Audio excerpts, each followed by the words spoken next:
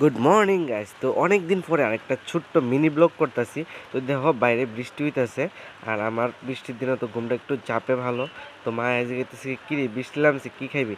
আমি কই খিচুড়ি বয় দূর, সকালে আজকে খিচুড়ি খামো। তো ইটা কইরা আছে না, ঘুমটা আস্তে ধীরে ভাঙছে। ভাঙার পরে উঠলাম, উঠটা বাইরে গিয়ে দেখি ভালো বৃষ্টি। এই দেখো জল টল জমে যেতেছে আস্তে আস্তে। তো আস্তে ধীরে ফ্রেশ ট্রেশ হইলাম, হইয়া আর চা খাইলাম। চা খাইয়া আমার ইচ্ছা হইতেছে যে ছাদে ওইটা দেখি যে বৃষ্টিটা।